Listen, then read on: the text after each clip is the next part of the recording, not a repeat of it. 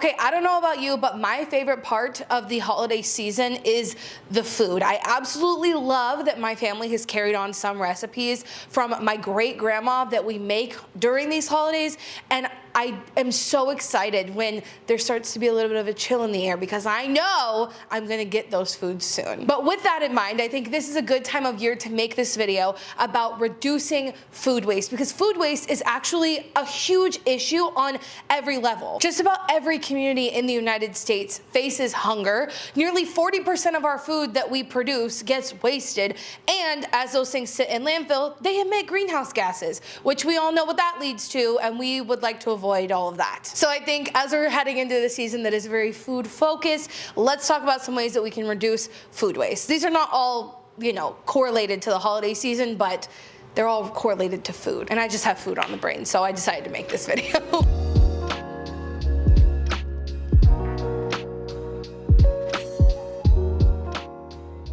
And I did want to give a huge shout out to Kroger for partnering with me on this video, because they've also taken some massive steps to reduce their food waste, which we love to see. We love to see brands doing their part. But we'll get to that part in just a little bit, because I kind of structured this video in order of ways that you would prep a meal, essentially, right? So first section is before you even go shopping. Let's talk about that first. So the first thing that you need to do to reduce food waste is before you buy anything else, check and see what you already have, okay? One of the ways that we can reduce food waste is using what's already there, what's already going bad, not buying doubles, not letting things sit around until they go bad. Checking what you have before you go grocery shopping is one of the best ways to reduce food waste. And I like to say that you should make a grocery list with an open pantry rather than an open recipe book. Once you've checked for what you already have, then make a grocery list. Like, obviously don't just go to the store with no plan at all, because I feel like that's how we end up buying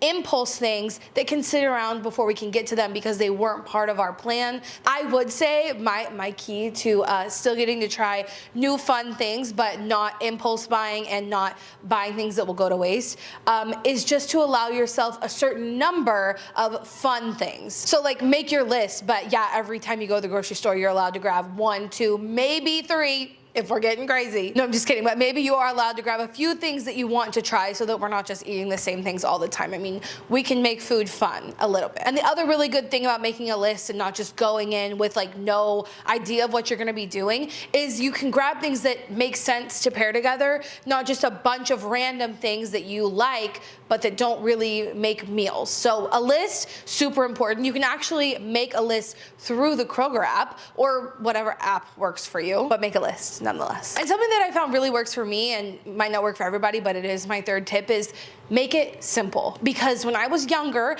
and I was really into like learning about what I like, because growing up, we don't have to get all into that, but like the way my mom made food is nothing like the way I make food now. Like what I ate as a kid is nothing like what I eat now. And so when I was first on my own in college, grocery shopping for myself for the first time, I was on Pinterest every time before I would go to the grocery store, and I was looking up new recipes and new things to try, and sometimes they were complicated, and that always, because I am neurodivergent, would lead me to a place where I felt overwhelmed before I could even start cooking. And what I have found about myself is that if I just keep it simple, it's a lot easier for me to actually eat the food that I'm buying so that it doesn't go to waste. And I think if you still want to keep things interesting, especially for breakfast and lunch, eating the same thing, maybe with a little bit of a different side or a different topping. If I eat my yogurt parfait every morning, the topping will change depending on what fruit is in season, but it's going to be the same long term. And speaking of not using Pinterest every time you're creating a list, let's start making our recipes from ingredients up instead of recipe down, right? So instead of sitting down at your computer and looking at a recipe and then going, okay, I need to buy this, and this, look at your pantry and your fridge and your freezer and see what you already have, and then figure out ways to make recipes from that. There are actually websites where it can help you do this. You can put in some ingredients that you have, you can go there, and then it will tell you a few things you need to add to your grocery list to use up what you have and make a recipe. They're so helpful. I'll leave one link down below. But these are all different ways to make sure we're using what we have, we're not buying things we won't get to, and reducing food waste kind of before we even go to the grocery store. And another thing, before you go to the grocery store, eat. I'm sure you're aware of this, but it's worth saying, if you go to the grocery store hungry, you're going to buy more things than you need, and likely more things than you're going to get to before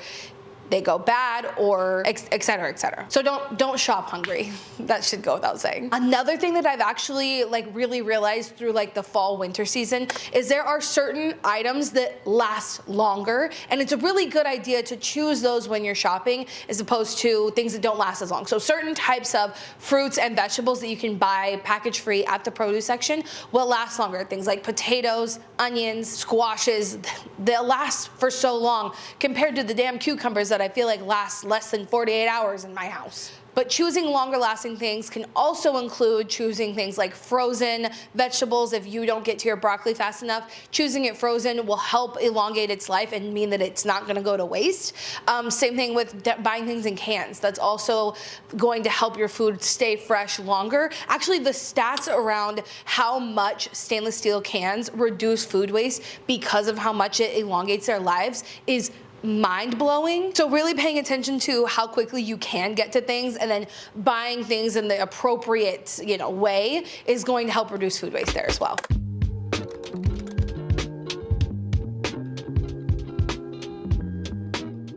Okay, now we're at the grocery store. This is where some of us can get really overwhelmed. Are you realizing how much being neurodivergent impacts my food habits? But first thing to remember at the grocery store is if you buy it loose, if you don't buy your produce specifically pre-packaged and pre-portioned, you can control how much you get depending on how much you know or you think you can get through in the week so that the rest of the things don't go bad. So sometimes it does, I guess, save money to buy in bulk, and that's great if you know that you'll actually get to it, because is it really saving you money if you're buying more than you need and having to throw it out at the end of the day? And while you're choosing imperfect foods, maybe also talk to your friends and family about why the weird looking sweet potato is still perfectly edible. And speaking of ugly or imperfect produce, if you're lucky enough that your grocery store has a section where they put those types of foods, please utilize it. So many people over the years have told me that their grocery stores have these markdown sections, so I'm always on the hunt when I'm at the grocery store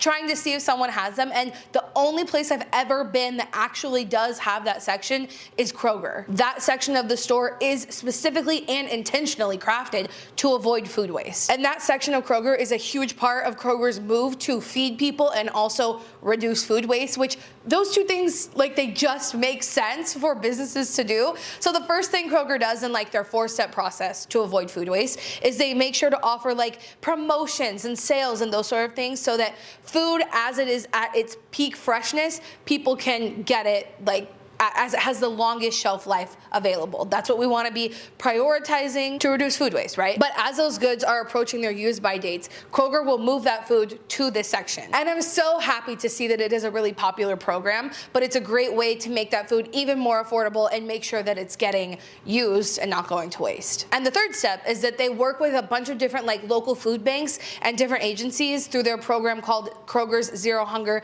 Zero Waste Food Rescue Program, which, like I said, correlating with the fact that almost every community in the US faces hunger, it just makes sense that instead of letting food go to waste, we feed people. And Kroger had an incredible goal of donating 3 billion meals through this program, and they achieved that goal years ahead of time through this program. So many brands put these goals out there in order to kind of get brownie points for their goals, not what they're doing, but for their goals. And I've talked about this a lot. I feel like a lot of brands never really circle back with how those goals went, or letting us know that they achieved them, or whatever it is. And Kroger kind of did the opposite. They said, oh, we set this goal, but we made it before we got to that target date. Kroger has another goal, which we're gonna keep an eye on, to be zero food waste by 2025. And that's a very close date, so I'm so excited to see them achieve it. I think this is a great example of businesses taking responsibility for their footprint, for their waste, and I think it's amazing. Anyway, the first step is, yes, making sure most of the fresh food actually gets sold and is used by customers. The second step is the section at Kroger so that things don't go to waste and we can still get perfectly good food in the hands of customers.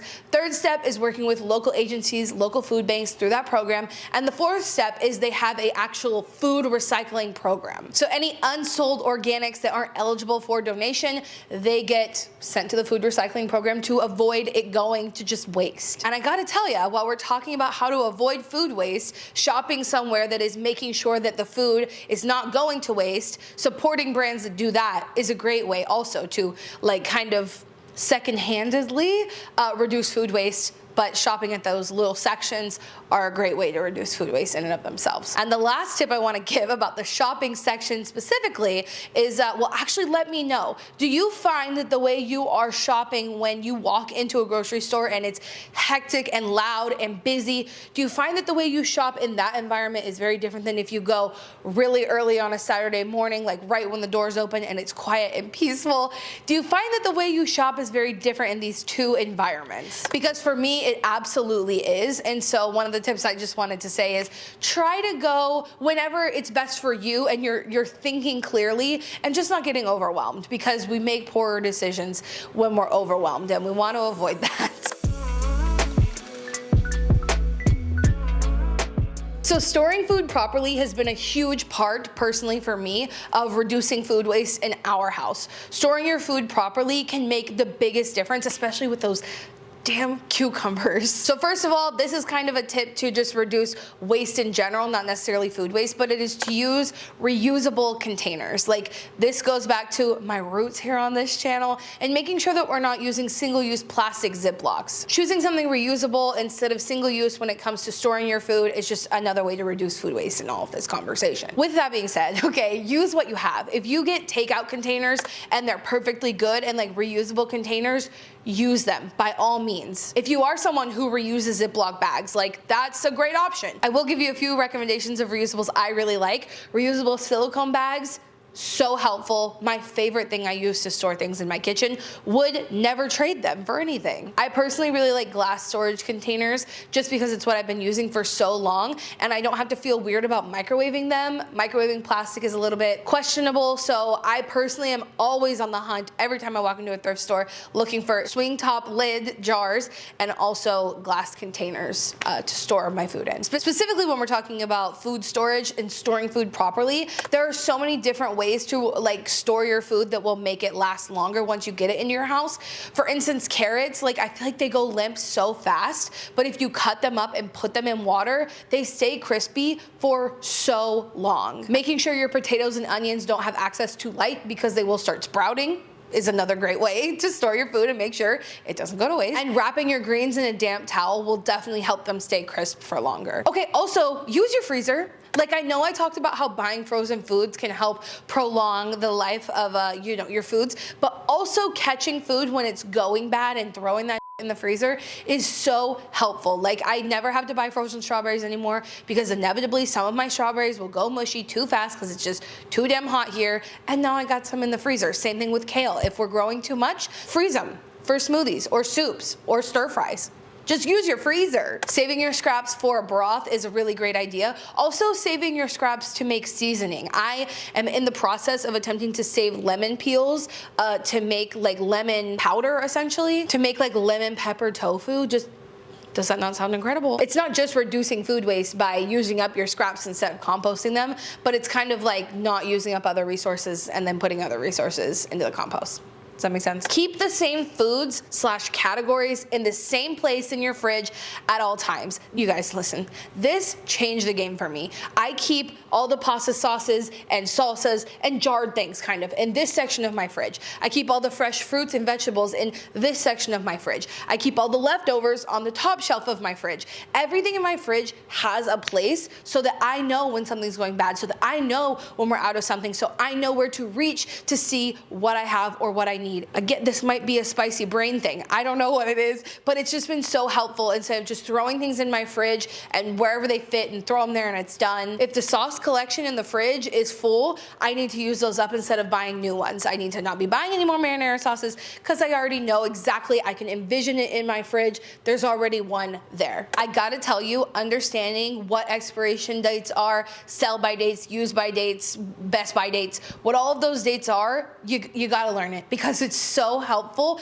in reducing food waste. First of all, sell-by dates are only really relevant to the store. They're not relevant to us at all. Best-by dates don't mean that something is bad after that date. And expiration dates aren't even based in science. I did a whole deep dive on this during Food Waste Prevention Week last year, I think, and just learned that our expiration dates are really, like, they're just arbitrary. They're not based on science, and we should definitely advocate for science-backed, universal, regulated expiration dates, and that would really help reduce food waste.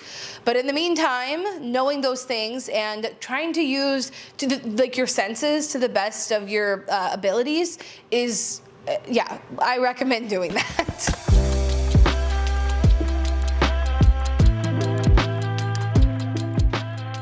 Okay, now we're in the kitchen. Now we're prepping. Consider prepping ingredients rather than meals. This is just something that works for me in reducing food waste, because if there's a meal that's been sitting in the fridge for 4 days, bet your ass I'm not touching it. Meal prepping doesn't work for those of us with sensory issues, and it took me a long time to realize that.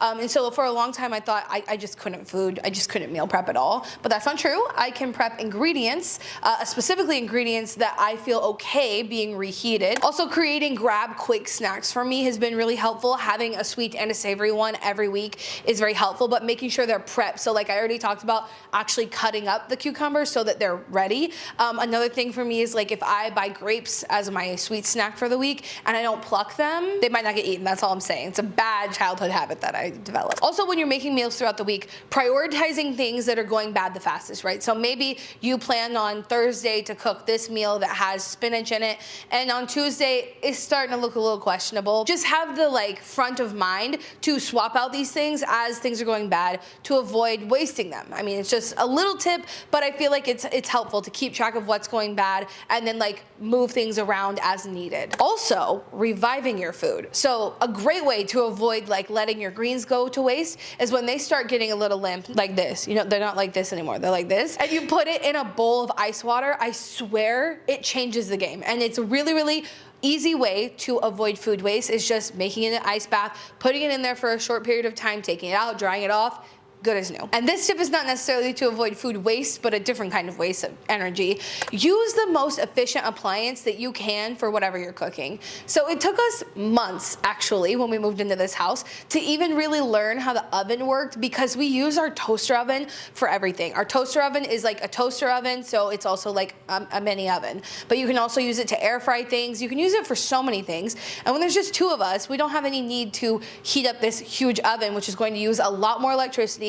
And specifically in Texas, it's going to heat up our house, which is the thing that we're trying to avoid. You can also use up foods that are going to go to waste in other recipes, right? So for example, peaches. I feel like our peaches this year were hard and inedible one day and then mushy and disgusting the next. I don't know. Maybe it's the weather. I'm sure it is. But in the case that you've implemented all of these steps and things are still going bad, you don't have to just go straight to compost. So those peaches, for example, I put them in a blender, essentially made a peach lime smoothie, and then I poured that into popsicle molds, and voila, I had my sweet snack for the week. There are just so many ways you can use something instead of just composting it or throwing it out, and that if you can kind of be familiar with the ways to do that, or just get creative and have fun, I think you should. And I have to tell you, I think the most effective thing when trying to avoid food waste is a mindset shift, because I have people in my life who before have been like, oh, it's just a piece of broccoli, why does it matter if it's turning brown and I throw it away? Or,